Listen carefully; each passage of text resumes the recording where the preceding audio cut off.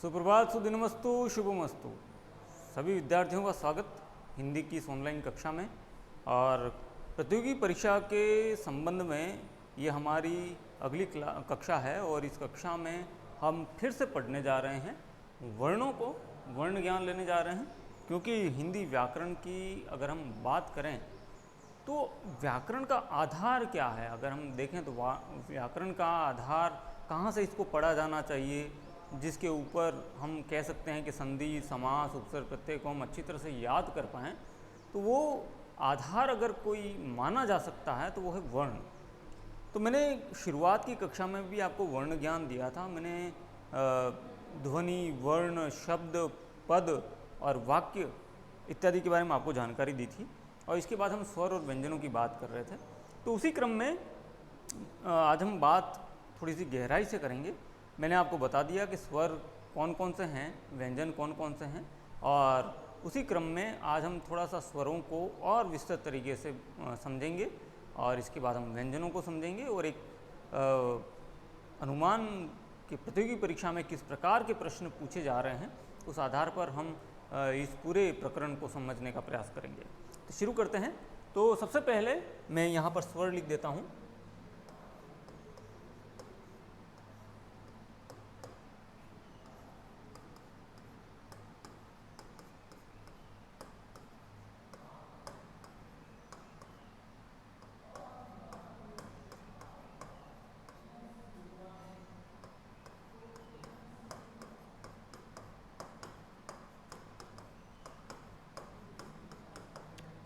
तो ये हमारे स्वर हैं, कुल 11 स्वर हैं। इनका क्रम आपको अच्छी तरह से याद रखना है क्योंकि क्रम के ऊपर हो सकता है प्रश्न पूछ ले। और अशुद्ध स्वर के बारे में मैंने आपको बताया था क्योंकि ये है री और र में र और ई के संयोग से बना है। व्यंजनों की हम बात कर रहे थे। व्यंजनों की संख्या कितनी है? 33 व्यंजन है, जिसमें स्पर्श व्यंजन, अंतःस्थ व्यंजन और ऊष्म व्यंजन, ये 3 प्रकार के व्यंजन होते हैं। स्पर्श व्यंजनों में हमने बात की थी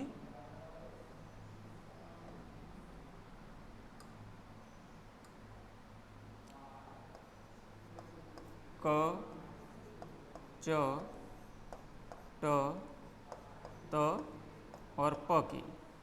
और कंठ में कौन कौन से व्यंजन हैं? तो क, ख, घ, घ और अंग। इसी तरह से च में च, छ, झ, झ और य। इसी तरह से मूर्धन्य में ट, ठ, ड, ढ, अण। त में त, थ, द, ध, न। और औष्ठ में प, फ,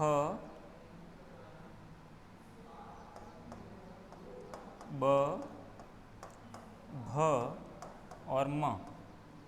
तो ये स्पर्श व्यंजन हो गए। इसके बाद में अंतस्थ व्यंजन अगर हम देखें तो अंतस्थ व्यंजन कौन कौन से हैं? तो कल मैंने बताया था य, र, ल और व। ऊष्म व्यंजनों की अगर हम बात करें तो श, श, स और ह। तो ये 25 स्पर्श व्यंजन, 4 अंतस्थ, 4 ऊष्म व्यंजन। इस आधार पर अगर हम देखें तो 33 व्यंजन हो जाते हैं, 11 स्वर हो जाते हैं। और 33 और 11 यानी कि स्वर और व्यंजनों को मिला दें तो हिंदी वर्णमाला में हमारे विशुद्ध रूप से जो ध्वनियाँ सामने आती हैं, वर्ण सामने आते हैं, वो होते हैं 44। अब देखिए, सबसे पहले हम इनको बड़े विस्तार से पढ़ेंगे, गहराई से पढ़ेंगे, कहाँ कहाँ प्रश्न बनते हैं उस पर भी बात करेंगे। लेकिन इससे पहले हम स्वर को ले लेते हैं और स्वरों का निर्धारण कर लेते हैं कि किस आधार पर स्वरों का वर्गीकरण किया गया है, कितने प्रकार हैं। चलिए शुरू करते हैं स्वरों को।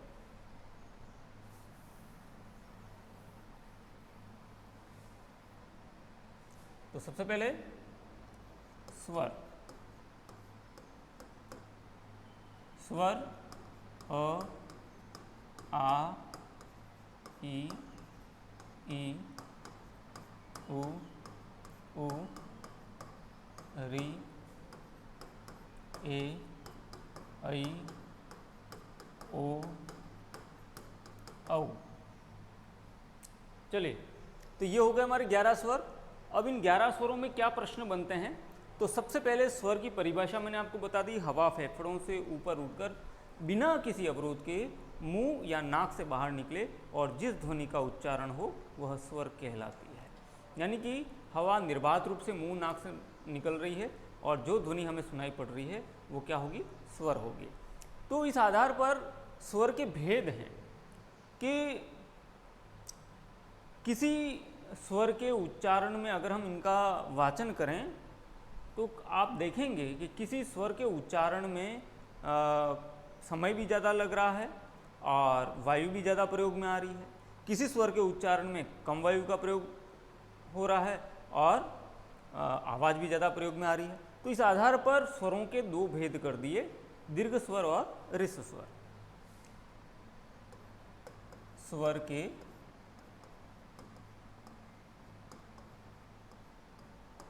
भेद, तो सबसे पहले है ह्रस्व स्वर और दूसरे नंबर पर आता है दीर्घ स्वर। ह्रस्व स्वर, अब इनमें से इन 11 स्वर में ऐसे कौन से स्वर हैं जो ह्रस्व हैं और ऐसे कौन से स्वर हैं जो दीर्घ हैं? तो ह्रस्व का मतलब होता है छोटा और दीर्घ का मतलब होता है बड़ा। यानी कि कौन से ऐसे स्वर हैं जो छोटे हैं और कौन से ऐसे स्वर हैं जो बड़े हैं। तो ध्यान दीजिएगा, यहाँ पर मैं लिख रहा हूँ अ, ई और उ, और इसके बाद दीर्घ स्वर आ जाएगा आपका आ, बड़ी ई, बड़ा उ, ए, ऐ, ओ, औ। तो ये 10 स्वरों की मैंने बात कही कि इन शुद्ध रूप से जो स्वर हैं हमारे 10, उसमें ह्रस्व स्वर कौन से हैं और दीर्घ कौन से हैं। तो ह्रस्व स्वर हो गए अ, ई, उ और आ, ई, उ, ए, ऐ, ओ, औ, ये दीर्घ हो गए। अब मैंने जैसा कि बताया कि किस आधार पर इनको छोटा या बड़ा कहा गया, तो वो हमें ध्यान रखना है कि जिस स्वर के उच्चारण में कम वायु का प्रयोग हो और आवाज़ कम प्रयोग में आए, बोलने में समय ज़्यादा लगे, वो हो जाएगा कम वायु और समय ज़्यादा लग रहा है, कम लग रहा है, कम वायु समय कम, तो ह्रस्व स्वर। और ऐसे स्वर जिनमें ह्रस्व स्वर से दुगुनी वायु का प्रयोग हो रहा है, हवा ज़्यादा प्रयोग में आ रही है और समय भी ज़्यादा लग रहा है, उसको हम दीर्घ स्वर कहेंगे। अब जैसे अ, ई और उ, ये ह्रस्व स्वर माने गए हैं और क्योंकि इनके उच्चारण में कम वायु और कम समय लग रहा है। अब अ और आ का उच्चारण अगर हम करके देखें, जैसे अ, आ, तो अ में कम वायु, समय कम, आ में उससे ज़्यादा। तो इस आधार पर हमने निर्धारण कर दिया कि अ, ई, उ ह्रस्व स्वर होंगे और आ, बड़ी ई, बड़ा उ, ए, ऐ, ओ, औ ये दीर्घ स्वर होंगे। ठीक है। अब एक परीक्षा में इस पर भी प्रश्न बनता है, तो आप ध्यान रखना, निम्न में से ह्रस्व स्वर हैं या निम्न में से दीर्घ स्वर हैं। तो जिस किसी विकल्प में पूरी तरह से हो सकता है आपको विकल्प में कोई एक ही स्वर दे दे, तो हमें वो भी ध्यान रखना है, और हो सकता है किसी विकल्प में एक से ज़्यादा स्वर दे रखे हों तो भी ध्यान रखना है। लेकिन सही उत्तर कौन सा होगा? तो सही उत्तर वो होगा जिसमें पूरी तरह से सभी स्वर सही हों, है ना। जैसे एक मैं उदाहरण के रूप में एक प्रश्न आपको कर लेता हूँ कि निम्न में से शुद्ध रूप से सही विकल्प ह्रस्व स्वर का छाटिए, या किस विकल्प में शुद्ध रूप से सभी स्वर ह्रस्व हैं। तो जैसे अ में दे दिया अ, छोटी ई, छोटा उ, ब में दे दिया अ, आ, छोटा उ, स में दे दिया उ, अ या ए, या द में दे दिया सभी। तो हमें कौन सा विकल्प सही करना है? अ उत्तर सही करना है, क्योंकि अ में हमने देखा था कि सारे जो अंदर उत्तर थे वो सही थे। तो इस आधार पर प्रश्न पूछा जा सकता है, तो आपको ये ध्यान रखना है। ठीक है। अब एक चीज़ और ध्यान रखनी है, परीक्षा में ये भी पूछा जा सकता है कि मूल स्वर किसे कहते हैं। मूल स्वर, मूल स्वर कौन से होते हैं? तो अ, ई और उ ये मूल स्वर भी कहलाते हैं। क्यों? क्योंकि ये मूल में यही स्वर हैं और इनसे ही सारे स्वर बने हुए हैं। अ से ही आ बना है, ई से ही बड़ी ई बनी है, ऊ से ही बड़ा ऊ बना है ना, और इनको ही आपस में मिलाकर ये दूसरे स्वर बने हैं।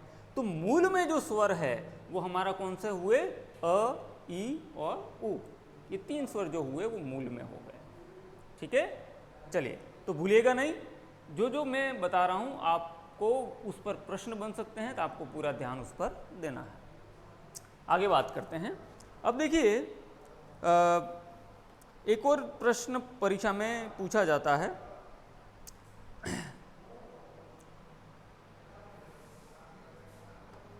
ए, ऐ, ओ, औ इनको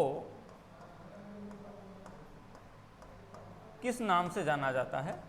तो संधि स्वर के नाम से भी जाना जाता है। इनको संधि स्वर भी कहा जाता है और संध्यक्षर भी कहा जाता है। चाहे संधि स्वर लिख दो या संध्यक्षर लिख दो,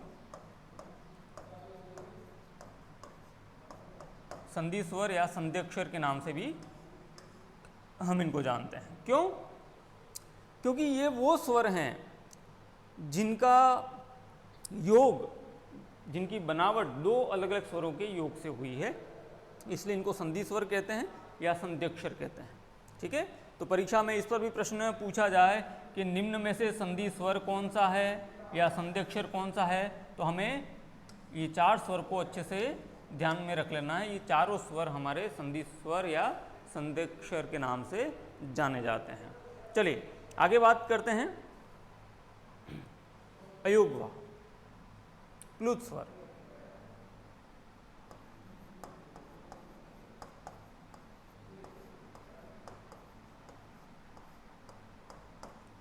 प्लुत स्वर कौन सा है?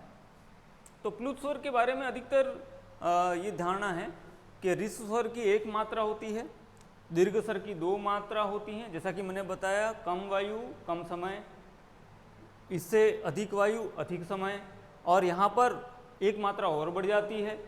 तो दीर्घ स्वर से भी अधिक वायु और अधिक समय का प्रयोग जिस स्वर में होता है उस स्वर को क्या कहा जाता है? तो प्लुत स्वर कहा जाता है। ध्यान रखना, दीर्घ स्वर से भी अधिक वायु और अधिक समय का प्रयोग जिस स्वर में होता है उसे क्या कहा जाता है? प्लुत स्वर कहा जाता है। और प्लुत स्वर को कैसे लिखते हैं?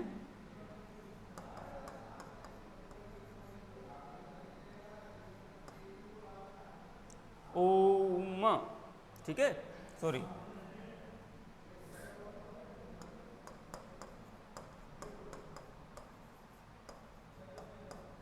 जैसे राम,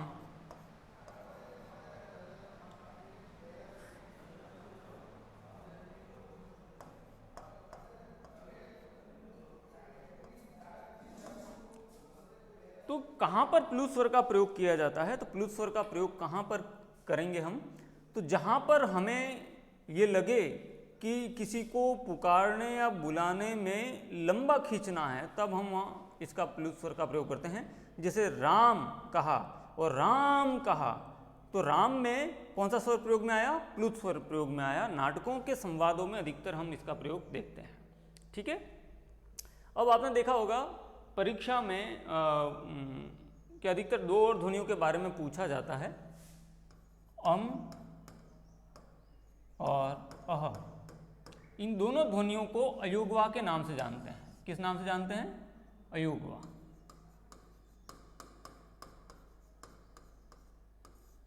इनको किस नाम से जानते हैं? अयोगवा के नाम से जानते हैं। अब अयोगवा का मतलब क्या होता है?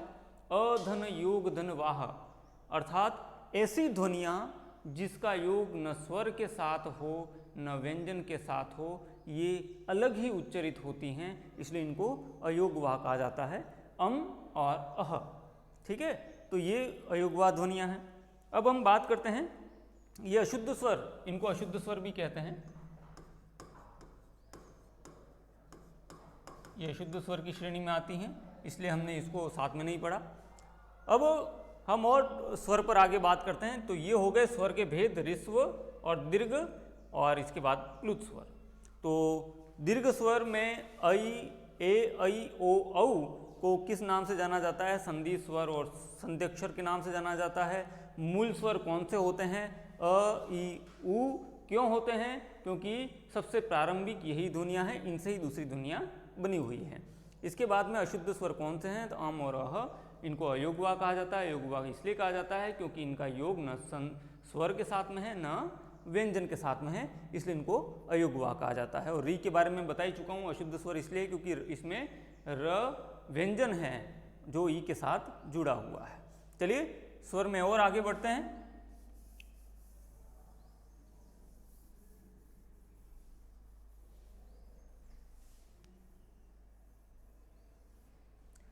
अब उच्चारण के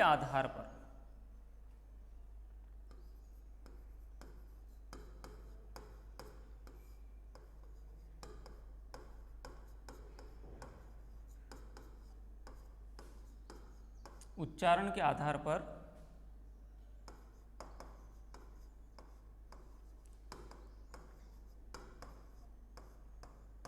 स्वर के भेद।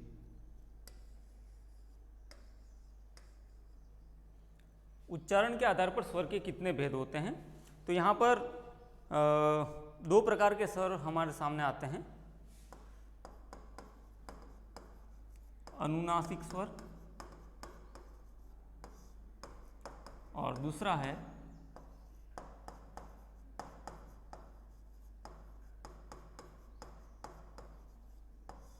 निर्नुनासिक स्वर।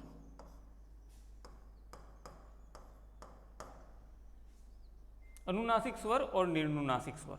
अब अनुनासिक स्वर किसे कहेंगे और निर्नुनासिक स्वर किसे कहेंगे? तो मैंने आपको एक प्रारंभ में स्वर और व्यंजन की परिभाषा पढ़ाते समय बताया था। इसको मैं एक बार फिर से यहाँ समझा देता हूँ।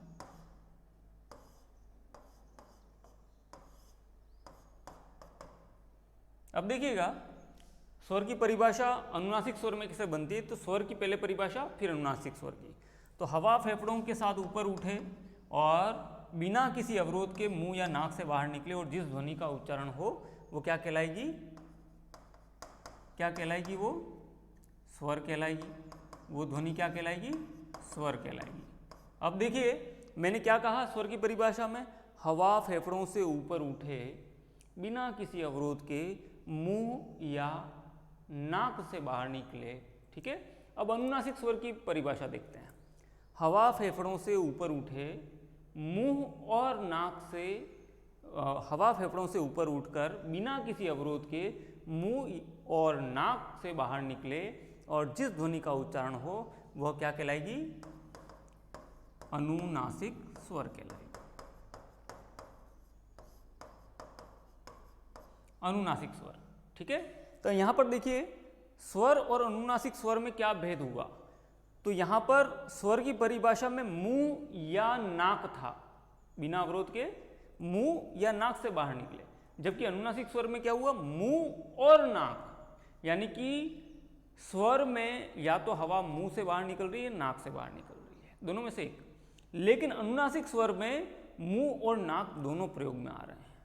तो जहां पर जिस स्वर के उच्चारण में मुंह के साथ साथ नाक का प्रयोग भी हो उसे हम अनुनासिक स्वर कहते हैं। और अनुनासिक स्वर को चंद्र बिंदी लगाकर प्रकट किया जाता है।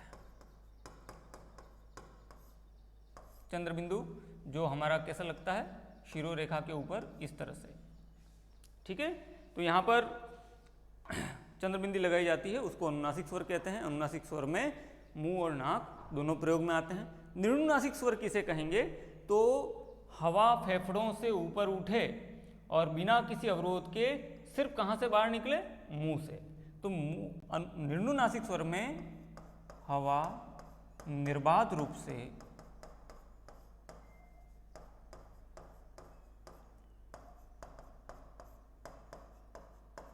सिर्फ मुंह से बाहर निकलती है, नाक का प्रयोग नहीं होता। ठीक है। नाक का और मुंह का दोनों का प्रयोग कहाँ पर होता है? तो अनुनासिक स्वर में होता है। तो ये उच्चारण के आधार पर दो भेद हो गए, अनुनासिक स्वर और निम्नासिक स्वर हो गए। अब हम आगे बढ़ते हैं, जिह्वा की क्रियाशीलता के आधार पर स्वर के भेद।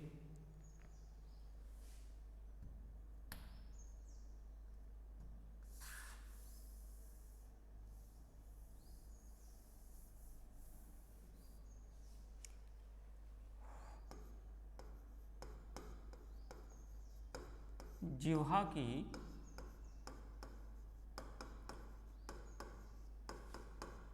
क्रियाशीलता के आधार पर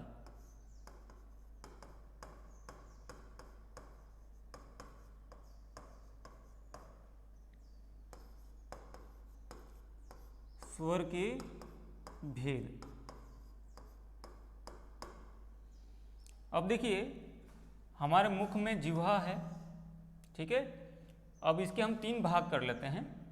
ये है पश्च भाग यानी पिछला भाग, ये हो गया मध्य भाग और ये हो गया अग्र भाग, ठीक है। पश्च, मध्य और अग्र ये हमारी जिह्वा का आकार है, और जिह्वा के पीछे वाला भाग, जिह्वा के मध्य वाला भाग और जिह्वा के आगे वाला भाग, जिसको हम अग्र भाग कहते हैं। अब पश्च भाग में कौन कौन से स्वर उच्चरित होते हैं? तो यहाँ पर पश्च, मध्य तीन भाग हो गए और अग्र।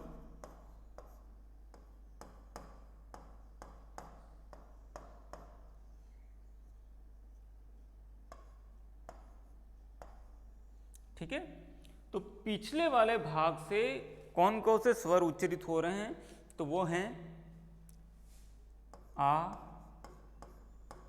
उ, बड़ा ऊ, ओ और औ। एक बार आप इसको नोट कर लीजिएगा, इसके बाद मैं अच्छे से समझा दूंगा। मध्य भाग अ और इसके बाद में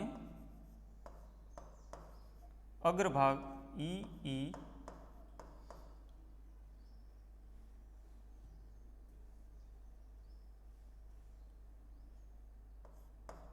ए, ऐ। तो ये देखिए अलग अलग प्रकार के स्वर हो गए। जिह्वा के पिछले भाग से उच्चरित होने वाले आ, उ, ओ, औ। मध्य भाग से अ, अग्र भाग से ई, ए, ऐ। अब इनको हम परीक्षण करते हैं और पता करते हैं क्या सही में ये पश्च भाग से उच्चरित हो रहे हैं या अग्र भाग से उच्चरित हो रहे हैं या मध्य भाग से। तो देखिएगा, जिह्वा का जो हमारा पिछला भाग है, यहाँ पर जिह्वा के पिछले भाग से हम उन स्वरों का उच्चारण करेंगे, फिर मध्य भाग वाले का, फिर अग्र भाग वाले का।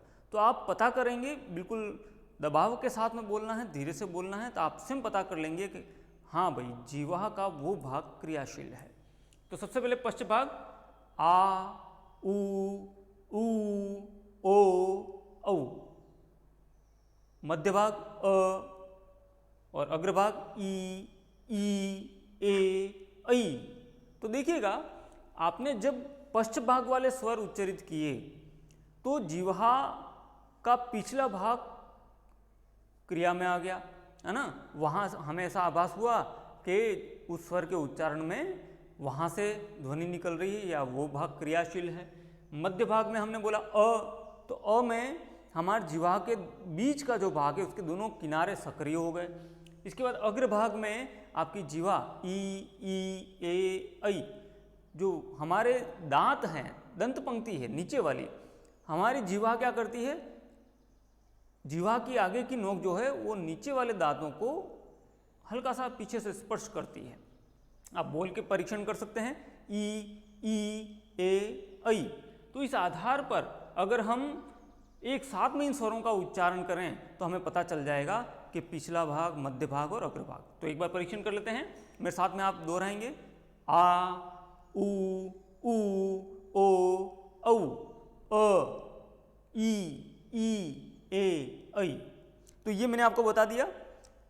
घर पर भी आप इसका परीक्षण कर सकते हैं, इनका दोहरान करके, और पता कर सकते हैं कि जिह्वा के अग्र, मध्य और पश्च भाग से कौन कौन से स्वर उच्चरित हो रहे हैं। ठीक है। तो देखिए, ये यहाँ पर परीक्षा में इस पर प्रश्न कैसे बनेगा? तो परीक्षा में प्रश्न किस प्रकार से बन सकता है कि निम्न में से जिह्वा की क्रियाशीलता के आधार पर अग्र स्वर है, या निम्न में से जिह्वा की क्रियाशीलता के आधार पर पश्च स्वर है या मध्य स्वर है। इस प्रकार का प्रश्न पूछा जाएगा तो हमें पता होना चाहिए कौन सा पश्च स्वर है, कौन सा मध्य है और कौन सा अग्र स्वर है, तो हम वहाँ पर सही विकल्प का चुनाव कर सकते हैं। चलिए आगे बढ़ते हैं। अब ओष्ठ की गोलाई के आधार पर हम स्वर के भेद पढ़ेंगे।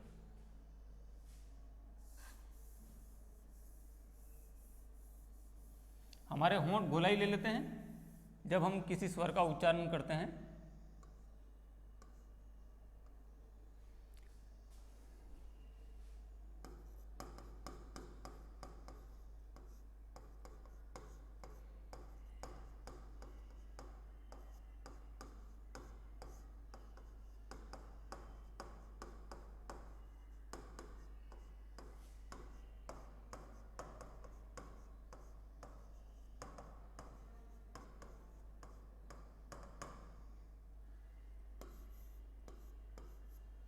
ओष्ठ की गोलाई के आधार पर स्वर के भेद, तो यहां पर वृत्तमुखी और अवृत्तमुखी दो भेद हो गए।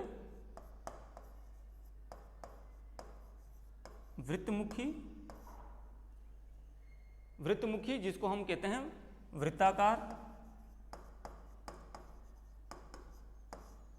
स्वर, और दूसरा आ जाता है अवृत्तमुखी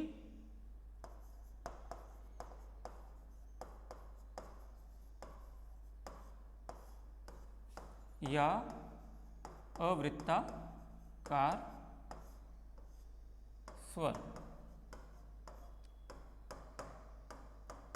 अब देखिए वृत्त का मतलब क्या होता है? गोला, है ना। तो यहां पर ऐसे कौन से स्वर हैं इन सभी में से जिनके उच्चारण में हमारे जो होंठ हैं वो या तो गोलाई ले लेते हैं या फिर गोल नहीं होते? तो दो प्रकार का हमने निर्धारण कर लिया है, वृत्तमुखी और अवृत्तमुखी। तो यहां पर उ ऊ ओ औ, ठीक है, उ ऊ ओ औ, तो ये चार स्वर हो गए, उ ऊ ओ औ। तो यहां पर ये वृत्तमुखी हो गए। अब इसके बाद में अ आ ई ए ऐ, ये अवृत्तमुखी हो गए। अब देखिए एक और स्वर है अंग्रेजी का ओ, है ना, ये भी वृत्तमुखी में आ जाएगा। तो और परीक्षा में ये पूछ भी सकते हैं कि निम्न में से ओ स्वर जो है वो वृत्तमुखी है या अवृत्तमुखी है ना, किस प्रकार का स्वर है, या ओष्ठ की गोलाई के आधार पर ओ स्वर किस प्रकार का स्वर है, तो हम बता सकते हैं वृत्तमुखी स्वर है। तो देखिए ऊ, जैसे ही हमने ऊ बोला तो हमारे होंठ गोल हो गए, ऊ ओ औ ओ, ठीक है, ऊ ऊ ओ औ औ। तो यहाँ पर ये वो स्वर हैं जिनके उच्चारण में हमारे होंठ जो हैं पूरी गोलाई ले लेते हैं। अब इसके बाद अवृत्तमुखी स्वर देखते हैं। तो अवृत्तमुखी स्वर हैं अ आ ई ए ऐ। तो यहाँ पर जैसे हमने अ बोला तो यहाँ पर होंठ की जो गोलाई है वो नहीं बनी, आ गोलाई नहीं बनी, ई ए ऐ, तो ये अवृत्तमुखी में आ जाएंगे। अब आगे बढ़ते हैं, मुखाकृति के आधार पर स्वर के भेद।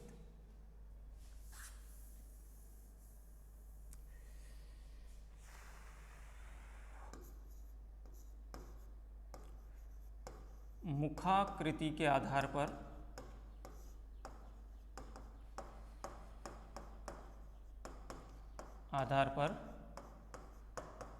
स्वर के भेद। अब मुख की आकृति जो है वो किस प्रकार से हो जाती है कि जहाँ पर मुख कम खुल रहा है, अधिक खुल रहा है, या कम से और अधिक से ज़्यादा खुल रहा है। तो इस प्रकार चार प्रकार के स्वर होते हैं। समृद्ध स्वर,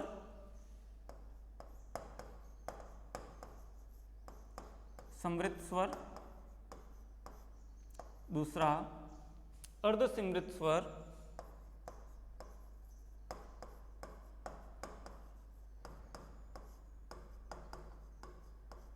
तीसरा विवृत स्वर और चौथा अर्धविवृत स्वर।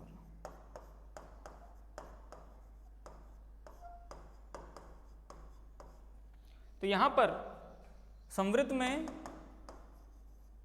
मुख कम खुलता है, ध्यान देना, समृद्ध में मुख कम खुलता है, मुख कम खुलेगा। जैसे हमने बोला था ई, ऊ, ऊ, री, ये ऐसे स्वर हैं जिसमें होंठ कैसी भी स्थिति में हो, लेकिन जो हवा निकलने का मार्ग है वो छोटा होता है, कम खुलता है मुख। ठीक है। समृद्ध, अर्धसमृद्ध,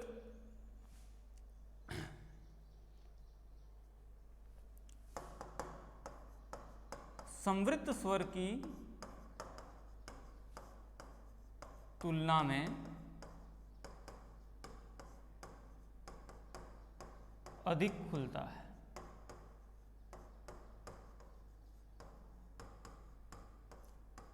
यानी यहां पर मुख कम खुल रहा था, लेकिन अर्धसमृद्ध में क्या हो जाएगा, मुख अधिक खुलेगा। किसकी तुलना में? समृद्ध स्वर की तुलना में। विवृत स्वर मुख अधिक खुलता है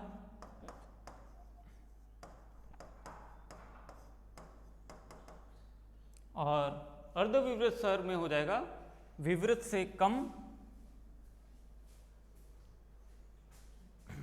विवृत से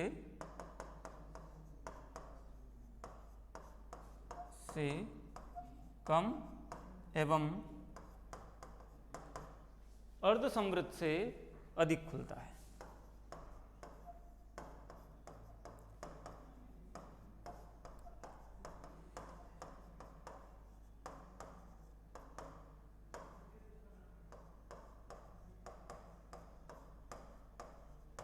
तो यहां पर वो कौन कौन से स्वर हुए? तो जैसा कि मैंने बताया, समृद्ध स्वर में आ जाएगा ई, ऊ।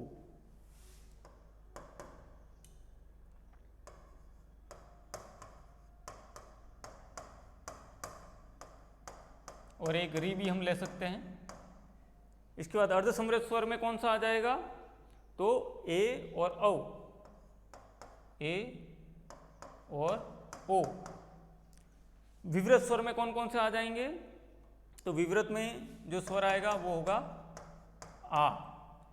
और अर्धविवृत में कौन कौन से आ जाएंगे? अ, ऐ, औ, अ, ऐ और औ।